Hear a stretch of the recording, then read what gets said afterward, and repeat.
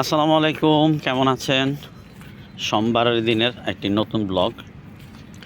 আজকে অনেক কিছুই দেখানোর একটা প্ল্যান আছে। বিশেষ করে সবুজ শ্যামল পরিবেশে আজকে সময়টা একটু কাটাবো আপনাদের সাথে। তো সবাই কেমন আছেন অবশ্যই কমেন্ট বক্সে লিখে যাবেন। এগুলো হচ্ছে হলুদ গাছ।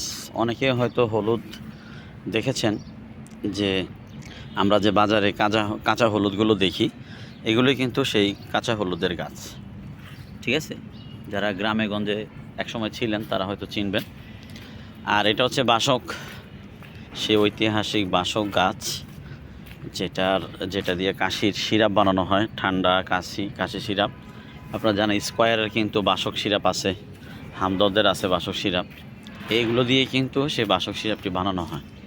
আর আপনি চাইলে শুধুমাত্র এই বাসকের পাতা ছেঁচে তারপরে হচ্ছে সাথে তুলসী পাতা 2-4টা নিয়ে চাইলে কিন্তু আপনি বাসায়ও কিন্তু ছোটো মনিদের অথবা বড়দের জন্য এরকমভাবে রস করে বানিয়ে খাওয়াতে পারেন। এটা তো সবাই চিনেন, এটা হচ্ছে সেই উলট কম্বল গাছ, যেটা খেলে বীর্য গাঢ় হয় পুরুষের। সাথে অবশ্যই মধু মিশিয়ে নিতে হবে সেই পাতার নির্যাসের সাথে। এগুলো হচ্ছে পাখি পাখি পাখি পাখি ঘুঘু পাখি, তারপরে হচ্ছে আপনার বাজিগর পাখি। দেখুন মাশাল্লাহ, এটা সাদা ঘুঘু হয়েছে দেখা যাচ্ছে, সেই সুন্দর। আর হচ্ছে ঘুঘু পাখি অনেক কতগুলো, 1 2 3 4টা 5টা 6টা 7টা 8টা 9টা, মাশাল্লাহ খুব ভালো।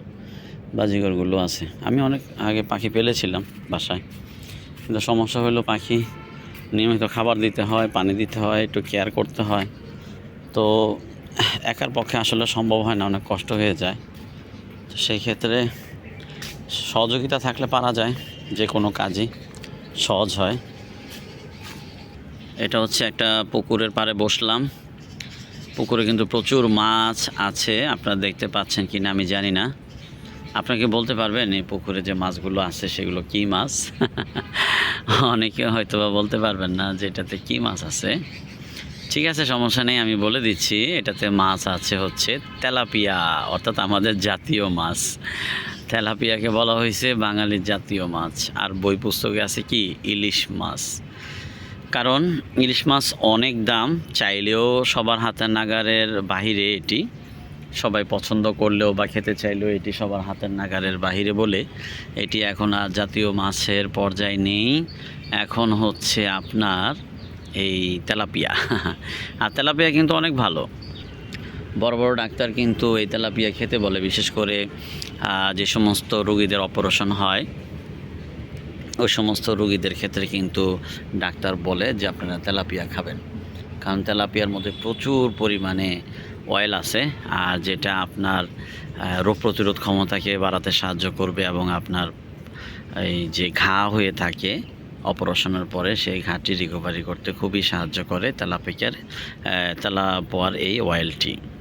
তো আপনারা অবশ্যই চেষ্টা করবেন। তবে চাষের তেলাপিয়াটা ভালো না, যেহেতু বিভিন্ন ধরনের পচা খাবার খাওয়ায়। সেক্ষেত্রে চেষ্টা করবেন যে একদম এরকম যে পুকুরে চাষ করা তেলাপিয়া যদি এমন হয় তাহলে কিন্তু আপনারা খেতে পারেন, কোনো সমস্যা নেই। তেলাপিয়া মাছ আমি পছন্দ করি, মোটামুটি অনেক মাছই আমার পছন্দ। যেমন আপনার কই মাছ খুবই পছন্দ, তারপরে হচ্ছে পাঙ্গাস মাছটা যদি পেঁয়াজ দিয়ে ভুনা করে তাহলে এটা আমার কাছে অনেক ভালো লাগে। তারপরে হচ্ছে আপনার চিংড়ি মাছ দো পেঁয়াজা আমার কাছে খুবই ভালো লাগে। হ্যাঁ, তারপরে শিং মাছ রান্নাটাও খুব ভালো লাগে যদি ভালোভাবে রান্না করা যায়। অনেক সময় শিং মাছে মানে গন্ধ লাগে, যদি ঠিকমতো না ধুয়ে অথবা ঠিকমতো যদি মশলা দিয়ে না কষিয়ে যদি এটা রান্না করে তাহলে একটু গন্ধ লাগে, তখন খেতে ভালো লাগে না। তো সেক্ষেত্রে যদি ভালোভাবে রান্না করা যায় তাহলে শিং মাছও আমার কাছে খুবই পছন্দ।